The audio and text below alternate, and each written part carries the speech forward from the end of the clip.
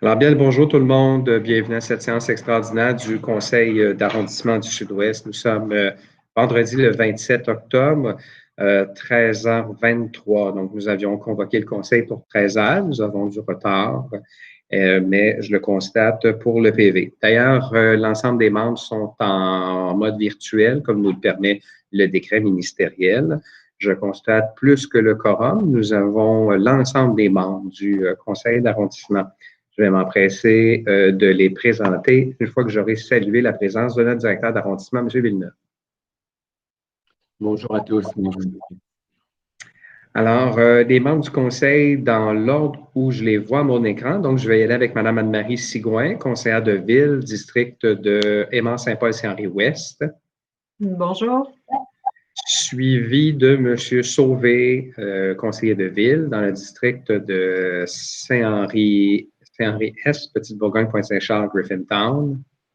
Bonjour tout le monde. Dans le même district, la conseillère d'arrondissement, Mme Sophie Thiébaut. Bonjour, Monsieur le maire. Bonjour à tous. Et M. Alain Vaillancourt comme conseiller d'arrondissement, district de Saint-Paul-et-Maures, Saint-Henri-Ouest.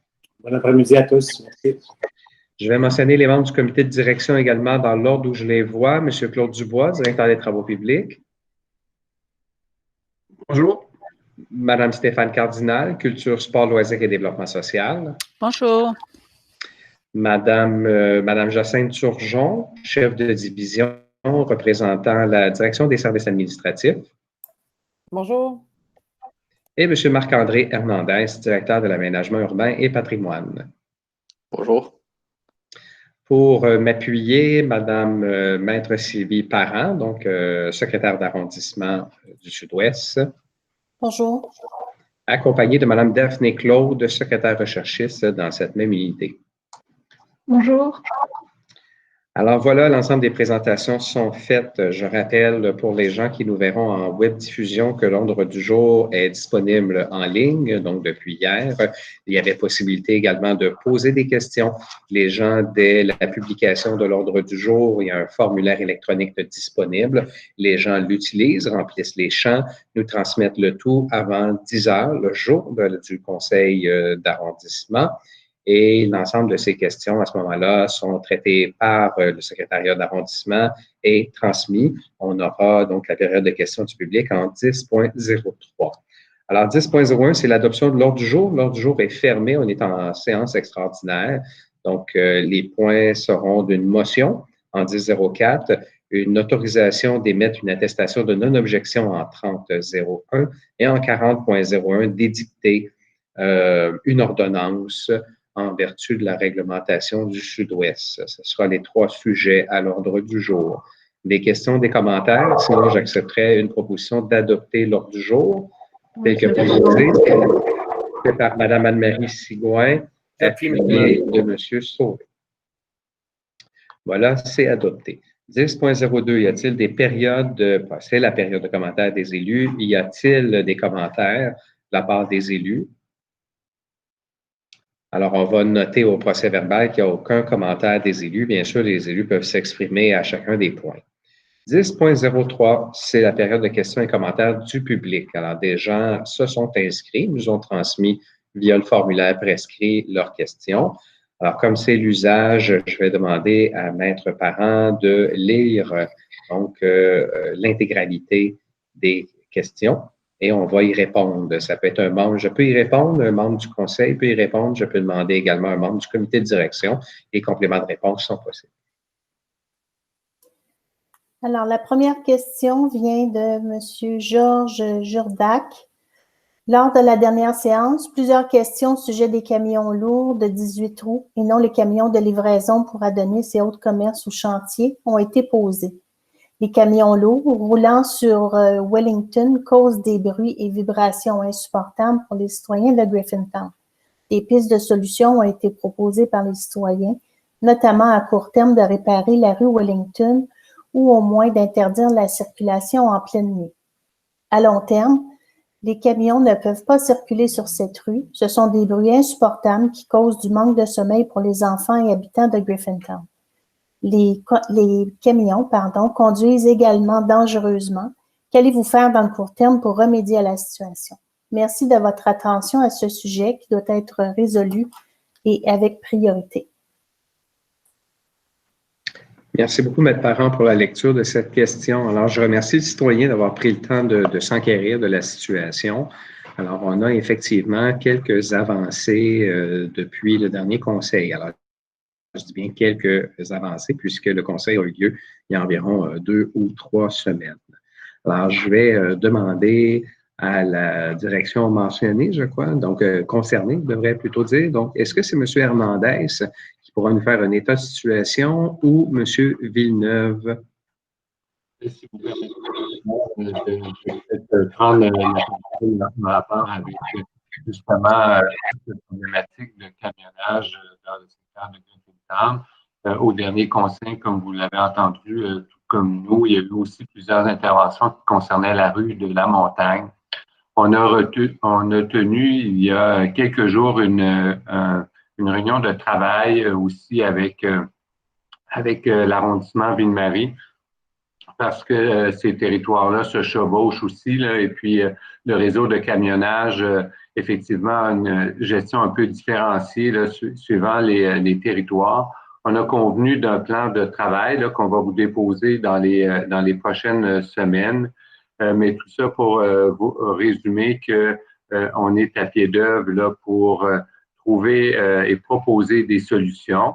Évidemment, la problématique, comme le mentionnait M. Sauvé, elle n'est pas simple là, dans le sens où on est en période de chantier aussi pour le secteur de Griffintown. On a aussi limité la circulation des camions lourds le soir et la nuit. Il y a eu des interventions policières aussi qui ont été faites, plusieurs contraventions qui ont été émises sur le territoire, mais on cherche, dans le fond, à faire réviser le plan de camionnage pour reconnaître l'évolution du secteur industriel, autrefois industriel, vers des milieux de vie. C'est tout à fait dans l'approche qu'on a, mais concrètement, là, dans les prochaines semaines, voire mois, on va être en mesure de fournir un plan d'intervention plus précis que ce que je peux vous apporter cet après-midi. Merci beaucoup, M. Villeneuve. Alors, on pourrait aller avec la deuxième question, Maître Parent, s'il vous plaît. La question vient de Anthony Van Hoche. La plupart des rues du quartier sont antérieures de l'utilisation des camions, où les véhicules les plus lourds étaient les tramways roulant sur leur propre voie et presque tous les autres matériaux et biens allaient par train. Aujourd'hui, tout est changé et les camions se règnent nos rues qui ne semblent pas faites pour eux. Compte tenu des dommages visibles à leur surface, par exemple les effondrements locaux dans la rue de la Montagne, est-ce qu'il y avait des études d'ingénierie faites pour déterminer si les rues de Griffintown sont capables de supporter le poids de la circulation des camions lourds? Bon, je vais prendre celle-là, Maître Parent. Alors, il faut comprendre que les rues, même si effectivement le cadre bâti, donc autrement dit les maisons, l'ensemble des immeubles de Griffintown, il y en a plusieurs qui datent d'époques vraiment surannées. Les rues, elles, sont postérieures, disons, bien sûr, aux immeubles et également aux infrastructures en dessous. Alors, il faut comprendre que même si on enlève des canalisations qui peuvent dater du 19e siècle, plusieurs, bien sûr, du tout début du 20e siècle, les rues, elles, ont été faites avec des dalles. Donc, il y a des dalles de béton. Les rues ont donc une portance importante. Alors, il n'y a pas d'études en tant que telles pour voir s'il y a des camions qui peuvent sillonner nos rues, mais à tout le moins, ça ressemble au reste du réseau montréalais. Alors, ce n'est pas parce que les maisons peuvent être extrêmement vieilles, les canalisations extrêmement vieilles, que la conception de la rue, elle, n'est pas, je vous dirais, dans un passé récent. Alors, il faut distinguer vraiment l'assise de la rue et l'asphalte sur le dessus.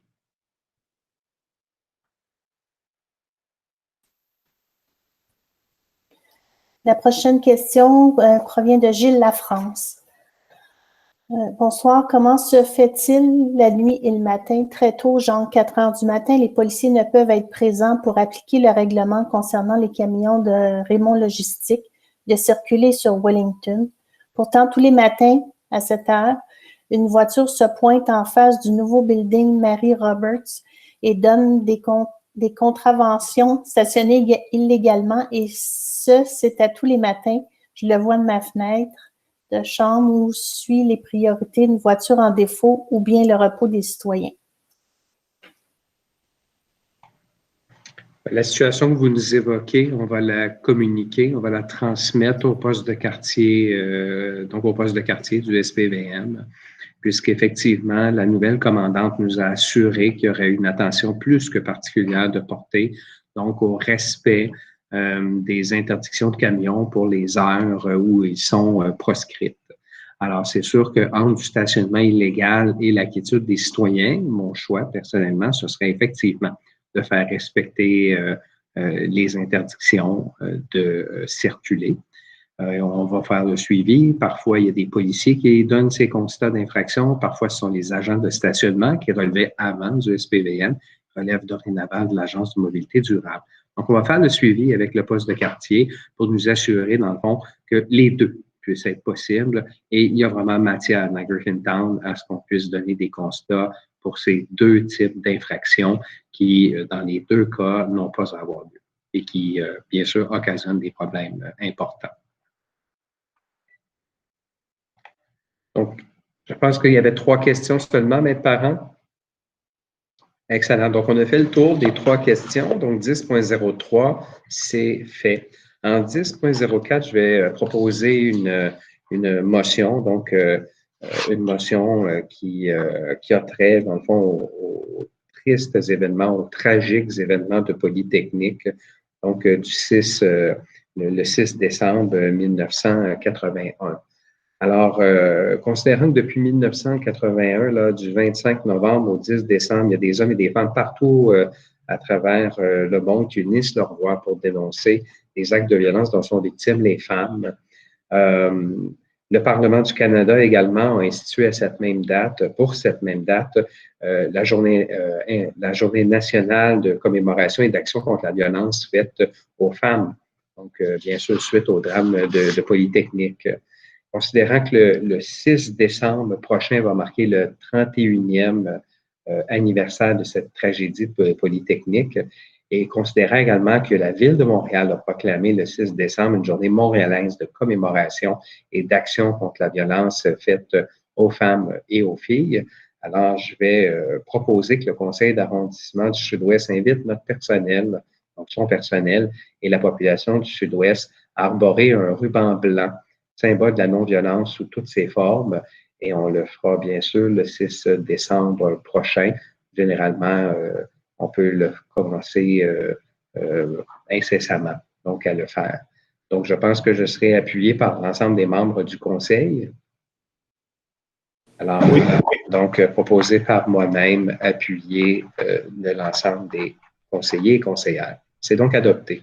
En 30.01, c'est d'autoriser le greffier de la Ville de Montréal à émettre une attestation de non-objection à la délivrance par le ministère de l'Environnement, de la lutte au changement climatique du Québec, un certificat d'autorisation en vertu de l'article 32 de la Loi sur la qualité de l'environnement, et c'est pour la réalisation d'un projet, celui de la bande verte au pied de la falaise Saint-Jacques, et ce sera donc par la suite réalisé par le ministère des Transports du Québec. Alors, la première étape est l'arrondissement du Sud-Ouest. On va transmettre le dossier par la suite au comité exécutif qui le votera comme c'est le cas dans ces cas-là. Alors, juste avant, pour être certain de bien comprendre, parce que ça a l'air très technique, cette affaire-là, je vais demander à Mme Marie-Sophie Couture, qui est une invitée, on l'a invitée aujourd'hui, parce que c'est des grands travaux, hein, c'est l'experte de Turcot, des travaux de Turcot, donc l'experte Ville de Montréal pour les travaux de Turcot. Je vais demander à Mme Couture là, peut-être de nous expliquer un peu là, dans ses mots qu'est-ce que ça mange en hiver, cette autorisation là, du greffier à émettre une attestation, etc., à ce qu'il y ait des travaux qui se fassent? Donc, Mme Couture, c'est une obligation que la Ville a, n'est-ce pas? Alors, allez-y. Oui, c'est ça. Mais peut-être pour revenir, on n'oubliera pas que le MTQ a un décret ministériel, c'est-à-dire que dans le cadre du projet de Turcot, il se doit d'aménager ce qu'on appelle le pied de la falaise en un grand parc nature, d'après les critères effectivement élaborés par le service des grands parcs et du Mont-Royal et des sports. Ça, c'est la première chose. L'attestation de non-objection, c'est d'autoriser effectivement un tiers, c'est au fond de valider le plan de drainage d'un tiers qui pourrait avoir une incidence sur les infrastructures municipales, si je mets ça de façon générale. Donc, le plan qui a été déposé pour l'attestation, c'est le plan justement du drainage pour les 13 hectares qui seront aménagés par le MTQ, mais également pour être capable de recevoir les eaux du pied de la falaise. Les 13 hectares augmentent quand même de 40 la superficie de la falaise Saint-Jacques. Cette attestation-là, c'est surtout pour savoir si le drainage est effectivement adéquat, surtout qu'on est dans un contexte particulier où la qualité des sols et tout se doit d'être respecté, mais également la stabilité de la falaise. Donc, nous avons reçu un avis favorable du service de l'eau concernant justement le plan qui a été déposé par le MTQ avec un avis favorable qui dit qu'effectivement, le plan de drainage respecte les exigences de la Ville de Montréal en termes de drainage et donne son appui favorable. Donc, c'est une démarche administrative afin de permettre au ministère de l'Environnement de donner son attestation, effectivement, son certificat d'autorisation. Est-ce que vous avez d'autres questions? Est-ce que je me trompe en vous disant que le plan de drainage, mais qui vise les travaux par le ministère des Transports par la suite, va faire en sorte, dans le fond, les derniers aménagements de sécuriser, disons, la falaise, hein, nous assurer, dans le fond, que la falaise reste un milieu de biodiversité et qu'on ne soit pas en train de faire toutes sortes de travaux pour nous assurer que, disons, que, je dirais, comme Gauthier-Henry, qu'elle dégringole vers le bas. Est-ce que je me trompe? Non, effectivement, une attention très particulière a été portée au plan de drainage, d'une part à cause de la nature des sols qui se trouvent au pied de la falaise. Il ne faut pas oublier qu'on est dans un ancien lac, le lac à la Loutte ou la rivière Saint-Pierre, comme certains, et ça a laissé beaucoup de sols compressibles et de l'argile. Ce qui fait que le plan de drainage a été regardé avec les équipes effectivement spécialisées en étude des sols, mais également au niveau environnemental pour s'assurer que toute intervention au pied de la falaise ne vient pas fragiliser la stabilité de la falaise. Ces éléments, le plan proposé permet de maintenir en place effectivement la falaise et ne créera pas effectivement des conditions défavorables pour le maintien de la falaise dans son intégrité au niveau justement de sa stabilité. Ça, c'est un point qui était effectivement très important dans l'analyse de ce plan de drainage-là. En terminant, Mme Couture, de ce que je comprends à la lecture du sommaire, c'est que bien sûr, parce qu'on va aller travailler dans un milieu où il y a de la nature, hein, on n'est pas en terrain bétonné, il y aura coupe d'arbres, bien sûr, que tout a été regardé pour que ces coupes d'arbres soient le plus restreintes possible. Il y a un inventaire qui a été fait de manière à regarder, voyons, de documenter chacun des arbres. Il y en a malheureusement beaucoup qui sont déjà morts, certains qui sont très dépérissants, alors sous peu, ce seraient des arbres morts, et que le ministère donc, de l'Environnement a travaillé avec le ministère des Transports du Québec, a travaillé à une compensation. Et donc, c'est ce qu'on voit au sommaire décisionnel, on voit qu'il y aura 20 000 plantes. Mais également 2800 arbres de calibre donc, qui sont d'une hauteur entre 2 et 3 mètres qui vont être posés sur la bande, le pied de la falaise, dans les 13 hectares. mais aussi cet aménagement-là à des habitats fauniques. Ce qu'il faut peut-être préciser, c'est qu'actuellement, les travaux doivent être faits en hiver pour deux raisons.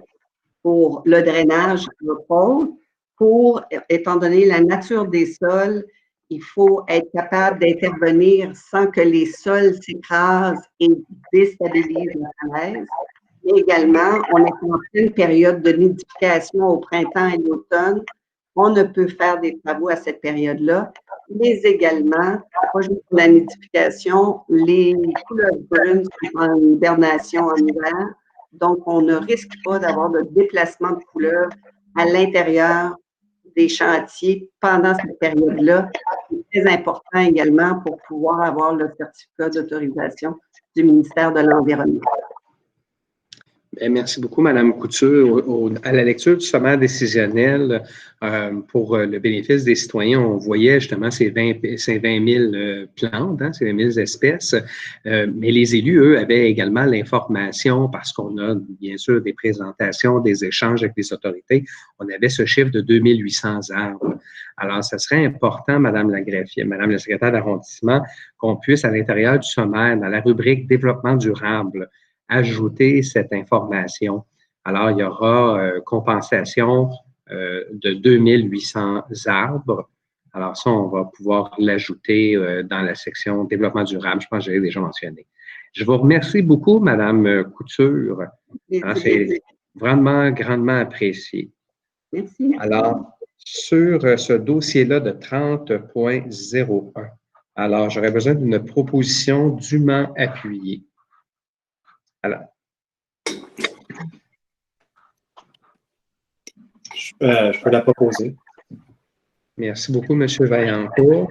Et j'appuierai la proposition. Parfait, je vous remercie grandement. Alors, ça a été fait également concernant, puisque la falaise, une certaine partie qui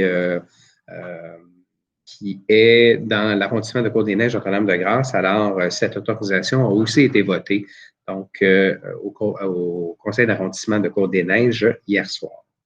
Alors voilà, c'est donc adopté à l'unanimité. En 40.01, on va édicter en vertu de notre règlement sur le bruit une ordonnance qui autorise le bruit en dehors des plages horaires prescrites lors des travaux de béton requis dans la zone des usagers du métro. Et c'est dans le cadre de la réfection du poste de district Lionel-Groulx, des travaux fort importants faits par notre société de transport. Alors, ce sera proposé par... J'imaginais appuyer M. Sauvé, mais je peux le proposer éventuellement. Non, je ne proposerai pas. OK, je vais proposer monsieur le maire. Parfait. Donc, Mme Thiébaut va proposer et ce sera appuyé à ce moment. Je peux l'appuyer, M. le maire. Par M. Vaillancourt. Voilà, c'est donc adopté à l'unanimité. 70.01, c'est la possibilité pour les membres du Conseil de mentionner de nouveaux commentaires qui seront colligés au procès-verbal. Oui, non. Parfait. Donc, Mme la secrétaire d'arrondissement, on va mentionner aucun au procès-verbal. Alors, l'ordre du jour étant épuisé, l'Assemblée virtuelle est levée. Alors, bien sûr, elle a fait l'objet d'une captation, puisque si vous êtes en train de la regarder, c'est qu'elle est déjà en ligne sur notre site Internet, ce qui me donne la chance de vous mentionner qu'il y en a tout plein d'autres comme ça. Alors, et on va continuer tant que la situation de pandémie va le requérir. Alors, sur ce, je vous souhaite un excellent après-midi ou moment de la journée où vous visionnerez le tout. Merci beaucoup. Au revoir. Merci tout le monde.